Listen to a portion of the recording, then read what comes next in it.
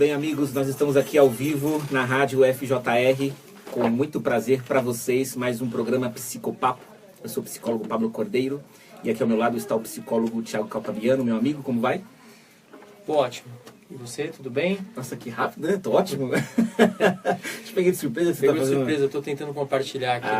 Sim, muito bem. Já tá na FJR ao vivo aí a transmissão. O pessoal já pode ir chegando, eu também já vou abrir aqui para poder interagir com vocês. E nós vamos ter um tema muito importante hoje, né? E eu queria já apresentar para vocês, que é o tema, a frase do dia para desenvolver a personalidade. Tenho muitos conflitos com membros da minha família. Esse é o tema de hoje. Esta é a frase para desenvolver a personalidade. Também vou colocar aqui, Thiago, na FJR. E também já convidar os amigos a interagir com a gente aí, falar um oi, e inclusive poder compartilhar algumas situações a respeito desse tema que nós estamos trazendo, né? Que é, tenho muitos conflitos com membros da minha família. Quem é que não tem, não é? Quem é que não tem?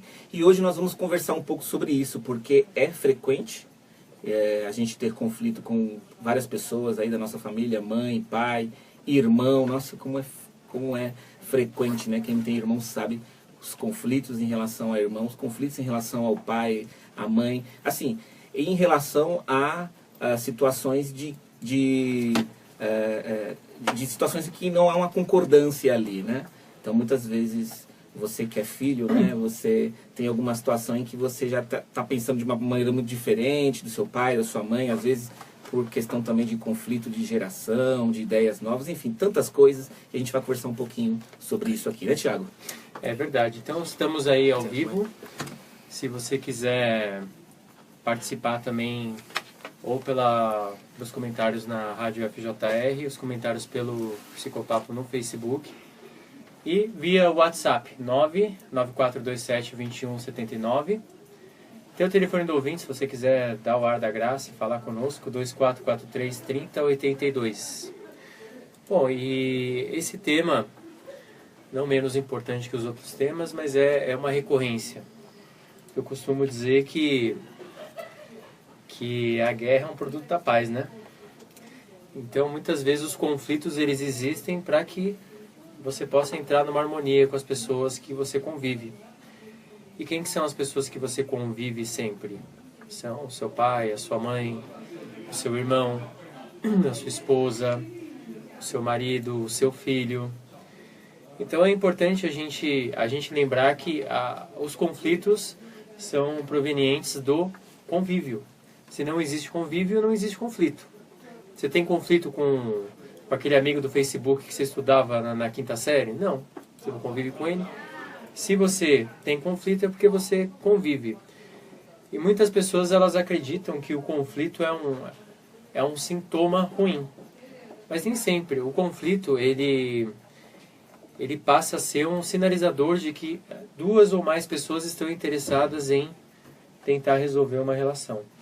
Claro que tem um limite para isso, né, Pablo? É importante a gente lembrar que algumas relações nós somos, entre aspas, obrigados a manter, que é a relação com os pais, a relação com os irmãos. E é importante nessa relação a gente sempre tentar fazer de tudo, assim como em relações amorosas, não é? A gente tem que tentar sempre esgotar todas as possibilidades. Então é importante você se lembrar disso e lembrar que para cada tipo de hierarquia de relacionamento, você tem que refletir sobre uma possibilidade diferente de uma atuação. Então, por exemplo, como diz o ditado, né? Não existe ex-mãe, não existe ex-pai, não existe ex-irmão, né? Então, é importante você lembrar que algumas relações você tem que ter um procedimento diferente, mas todas as relações que as pessoas que existe amor, existe afeto, são relações importantes onde você tem que refletir sobre isso e compreender os motivos que fazem existir os conflitos. Mas, Thiago, é certo assim a gente também dizer, você está falando de hierarquia, né? É correto a gente dizer, ou pelo menos refletir, que esses conflitos existem, porque existem também a hierarquia dentro da família? Então, por exemplo, né? É certo que o pai e a mãe têm uma hierarquia maior que o filho, pelo menos no primeiro momento. Sim. Né? É certo dizer isso. E se a gente não dissesse isso, seria inclusive uma coisa ruim para a referência daquele filho. Né? Então, é verdade, é verdadeiro a gente poder dizer que os conflitos também é em função da hierarquia, se a hierarquia também é uma referência boa e positiva? Assim, você sabe que Pablo, às vezes eu penso muito, né? É a minha opinião. De repente, muitos ouvintes podem divergir da minha opinião, mas eu escuto muito, às vezes ela fala, eu trato meu filho como se ele fosse meu amigo. Então, eu quero tratar ele como se ele fosse meu amigo, como se a gente fosse de igual para igual. Eu acho legal você ser amigo do seu filho, mas assim, a amizade, você querer ser amiga do seu filho como o seu filho é amigo do melhor amigo dele, isso não vai acontecer nunca, Verdade. porque até atrapalha a hierarquia, né? Então, por exemplo, o melhor amigo do seu filho não vai virar para ele e vai falar, você tem que fazer a lição cedo aí, porque senão amanhã você vai ser cobrado, né? Então, assim, é uma relação diferente. Então, eu acho que existem outras formas de você, mãe e pai, cultivar a confiança do filho sem esse peso de ter que ser o melhor amigo, né? E eu não quero ser muito polêmico com esse comentário, mas existem dois lados da história, né? E um deles é que muitos dos conflitos existem também porque os pais acabam não conseguindo exercer bem essa hierarquia. Então, ao invés de haver o diálogo, ainda que tenha que haver questões muito bem determinadas, específicas que o filho tem que cumprir, às vezes ao invés de haver o diálogo, há apenas uma ordem. E na medida que os filhos vão crescendo, na medida que vai ganhando uma autonomia, inclusive pelo menos uma autonomia prévia de reflexão, de leitura de vida, de mundo, e estou falando porque ouço muito, já ouvi bastante isso e vivenciei situações parecidas, em que o filho fica muito nervoso, fica irritado, a ponto de dizer assim, eu não sei porque minha mãe e meu pai me mandam da forma que me mandam, ou só minha mãe, ou só meu pai, enfim. Às vezes o irmão mais velho também acaba exercendo essa função. Então a hierarquia acaba se tornando uma coisa que é positiva e ao mesmo tempo quem não a utiliza bem acaba fazendo com que aquela relação de hierarquia, Thiago, seja uma coisa de ordem. Vai lá e faça, né? Como se eu fosse de repente seu irmão mais velho e mandar você fazer as coisas. Exatamente, e pronto. isso que eu ia falar. Você sabe que muitas vezes a gente vê isso, né? Que o irmão mais velho, ele acaba querendo substituir a hierarquia do pai e da mãe. Não é? Então, assim, muitas vezes você vê que até o irmão mais velho, ele cria tipo até uma coisa meio paradoxal, onde ele acaba coagindo o irmão mais novo, ele acaba se empoderando do irmão mais novo. E eu acho que você vê quando a pessoa fica adulta, ela fala, não, acho que até na cultura japonesa, se eu não me engano, que o irmão mais velho, ele acaba substituindo o pai, o provedor, né? Mas assim, eu vejo quando as pessoas estão em desenvolvimento que nem sempre essa relação é saudável e cabe muito ao pai e à mãe fazer esse direcionamento, né, Pablo? Porque senão o nosso ouvinte, o que acontece? O teu irmão, o irmão mais velho, o primogênito, ele vira uma extensão do pai e nem sempre ele tem a maturidade para exercer esse papel sobre o irmão que é o quê? 2, 3 anos mais novo que ele. Inclusive, Thiago, é um fenômeno muito, muito comum. O irmão mais velho é aquele que nasceu primeiro, então ele tem um espaço. Quando vem um segundo ou um terceiro irmão, né, uma segunda ou terceira pessoa, acontece que essa pessoa, esse irmão mais velho, ele vai tentando ganhar o espaço meio que sem perceber. É natural ele querer ganhar o espaço, porque tudo era para ele ali. Então ele tinha determinada coisa e agora ele tem que dividir aquela coisa. Até às vezes um quarto, né? Às vezes o quarto era só dele, agora ele tem que dividir com outra pessoa. Então é algo até esperado. E é muito importante os pais saberem disso, até para orientar o filho, né? E o filho, ao longo do tempo, tem que ser mesmo perceber esse tipo de coisa, né? Portanto, o irmão mais velho, né, tem que perceber que, peraí, é preciso agora aprender a conceder espaço. Não estou dizendo que é simples, porque não é simples, não é tão fácil, mas é necessário. Porque a gente sempre fala que a família é o primeiro núcleo, é a primeira sociedade, vamos dizer assim, é a primeira convivência que nós temos, né? É a base, por isso que todo mundo fala que é a base. Porque é ali que você tem que aprender essas coisas. Então, às vezes o irmão que não sabe ser tolerante com o outro irmão, também não vai saber ser tolerante com pessoas, com amigos, etc. Né? É por isso que eu acho muito importante, eu acho que decidir ter filhos, eu acho que é um passo muito importante no relacionamento, né? Porque, por exemplo, se é um casal que que tem divergências em relação a como promover o sustento dos filhos, a valores, etc. e tal, a relação ela fica conturbada, né? Essa criança ela vai começar a desenvolver um referencial dual, no sentido de que não sabe encontrar a referência exata de potencialidades a seguir, tanto do pai quanto da mãe, não é? Você vê muito isso. Então, assim, às vezes encontra no pai uma passividade maior do que na mãe, e aí a criança não sabe que lado dela desenvolve. Então, assim, eu acho que é um passo muito importante para o casal ter filho ou não, né? Então, fica muito aquilo, né? A gente é obrigado a ter filho, porque tá com, sei lá, 30 anos, tem que ter filho. E ninguém é obrigado a nada, né? Você não é obrigado a casar, você não é obrigado a ter filho, você não é obrigado a ter o primeiro, o segundo, o terceiro. Acho que você tem que fazer aquilo que você gosta, mas se você está num relacionamento onde você pretende ter filhos, eu acho que é importante você avaliar essas questões aí que a gente está trazendo. E tem o outro lado também, que tem a ver com o fato de que os filhos vai ganhando a autonomia que é esperada, né? E começa a pensar que sabe o mundo melhor do que qualquer outra pessoa. Inclusive melhor que o pai, que a mãe, que todo mundo.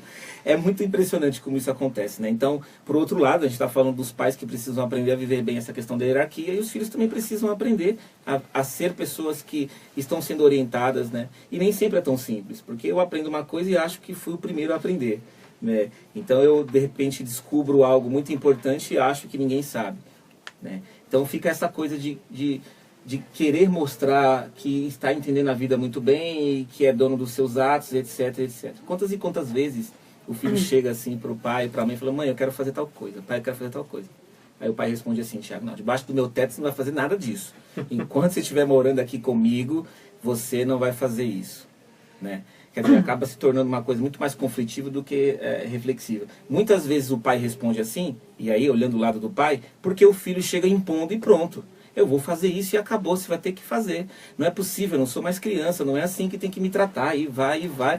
E aí o pai e a mãe vai ficando assim, tão saturado com tanta coisa que vai ouvindo e vai criando todo esse conflito, né? Então isso acaba acontecendo também. E tem o contrário também, né, Pablo? Que é a dependência emocional. Que é, por exemplo, aquela situação, tanto filho, quanto irmão, quanto marido e mulher mesmo, né? Quantas vezes eu já não ouvi relatos assim de marido e mulher, onde gera uma dependência emocional muito forte do outro, né? Então, tipo assim, precisa de uma aprovação absoluta. Então, eu tenho que fazer, eu tenho que seguir por aquele caminho, eu tenho que fazer que nem meu irmão faz, ou aquele marido, quem decide em casa é tudo a minha mulher, ou aquela mulher que gera uma passividade, né? Eu preciso da aprovação do meu marido, eu preciso, não vou voltar a trabalhar porque meu marido acha que não é bom, né? Vou ficar me dedicando aos filhos até quando eles tiverem os seus 40 anos de idade. Então, assim, é importante essa dependência emocional, ela acaba colocando você, se você está passando por isso, ela acaba te colocando como coadjuvante na sua vida, né? Você passa a não ser protagonista, você acaba ficando a família se coloca na sua frente, né? E você acaba, entre aspas, protegida ou protegido por uma ideia de família, de que a família está na sua frente e você não precisa tomar nenhuma decisão, você não precisa tomar nenhuma ação, mas é importante você lembrar que é muito legal a família tá te dando esse anseio, mas é como nas formigas, né? Cada uma tem uma função. E tanto é que as formigas são daquele jeito porque cada uma exerce muito bem a sua função. E se você, na sua família, você só tem uma função de esperar a aprovação, de ficar atrás daquela manta protetora dos familiares, o que acontece? Você acaba se sentindo impotente, não é? Então é importante você que está ouvindo a gente, se você passa por essa situação, se colocar em reflexão, porque ao mesmo tempo que é confortável, eu acho que engessa. Tiago, acontece também que às vezes a mãe e o pai, por medo da solidão, vai segurando o filho, vai segurando a filha. Isso é uma coisa muito frequente também e às vezes os pais não percebem. Então você que é pai, de repente está aí com seu filho e sua filha, que está desbravando situações da vida, do mundo. Claro que tem que estar orientando, tem que estar em cima, no sentido positivo, né? Mas tomar cuidado para não engessar demais, não segurar demais, né? Porque senão, de repente, os projetos do filho não vai andando porque, sem você perceber, você vai segurando demais seu filho por medo de uma solidão, de uma possível solidão. Quantas e quantas vezes já ouvi pai falando, meu filho, minha filha é meu companheiro, né? Ele não vai deixar de ser seu companheiro se ele não estiver morando com você. E é muito importante refletir sobre isso e ter uma maturidade emocional para refletir com uma consciência tranquila, sem se culpar, sem de repente ficar bravo porque está ouvindo esse tipo de coisa. Não, reflita, veja se está acontecendo alguma coisa nesse sentido com você. Você sabe que também quando você falou isso, Pablo, eu fiquei me lembrando dos relacionamentos fracassados, né? Que são relacionamentos que existem apenas em detrimento da ideia de família, que é super importante a ideia de família, mas aquela coisa, nossa, como que vai ser o meu filho?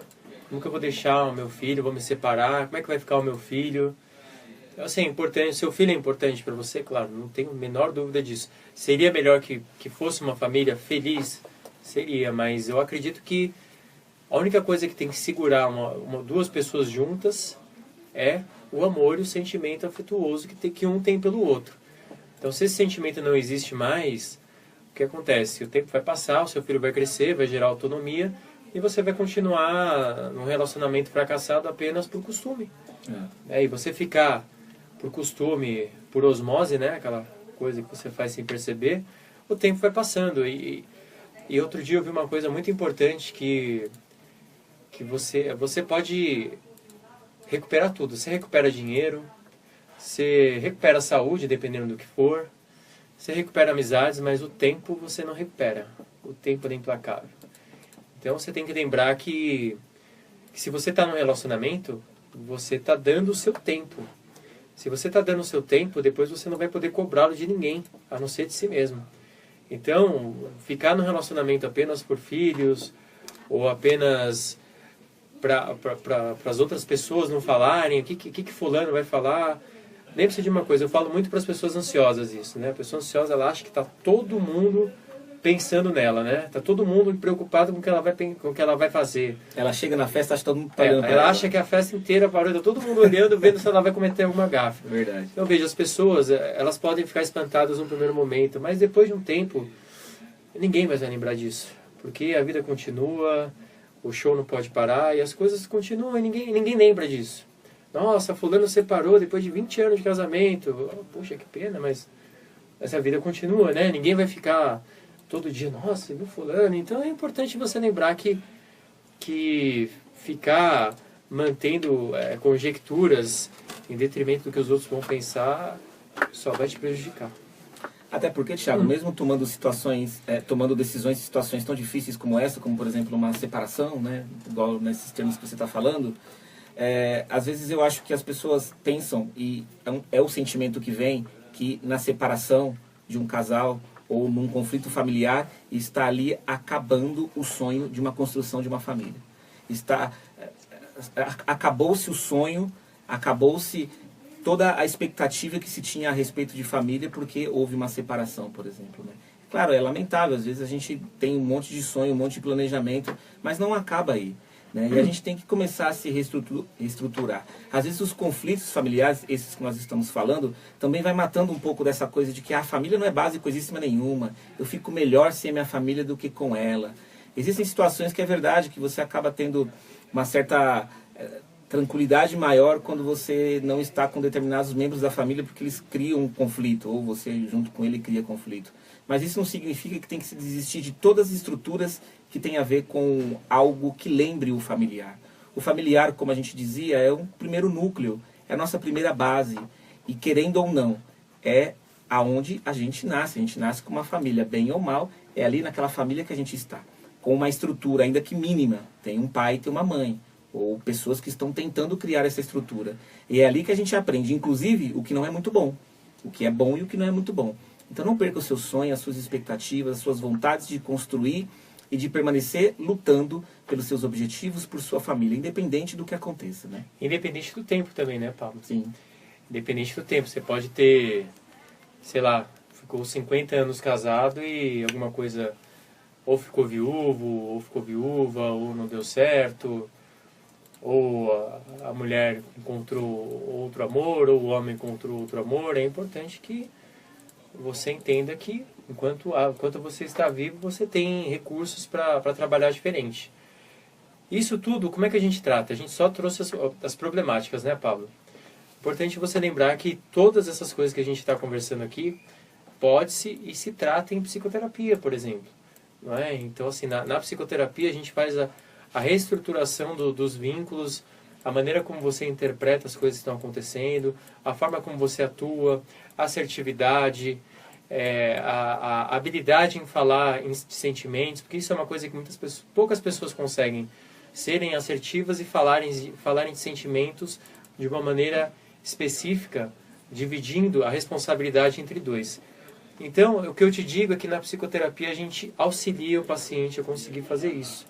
Não é? Então, eu acho importante você se ater que o que você está passando, não sei o que é, tem uma possibilidade de tratamento. Né? Assim, você já descobriu algumas coisas interessantes em relação a isso. Sobretudo, né, a gente não pode esquecer que a psicologia é justamente uma ciência que estuda o comportamento emocional, o comportamento efetivo na atuação em situações do dia a dia. Então, é uma ferramenta, é uma ciência que está aí para isso, né? Ô, Tiago, uma pergunta aqui, ó. Aparecida Martins. Tenho muita dificuldade em lidar com o meu pai. Ele sempre foi muito ausente e acha que pode direcionar a minha vida e minhas relações. Estou deprê. Estou deprê. Pois é. O que você acha aí? Eu acho que é importante tentar esgotar as possibilidades, né, Aparecida? Importante esgotar as possibilidades no sentido de diálogo, no sentido de empatia, se colocar no lugar dele, tentar ouvir o que acontece, porque às vezes a maneira como seu pai atua, não sei, não te conheço, pode ser que eu esteja falando vai valer, pode ser que não vá. É importante você lembrar que talvez seja uma forma dele mostrar sentimentos, né? Que é dele mostrar que ele se importa com você. Fica aí uma reflexão para talvez fazer sentido ou não para você.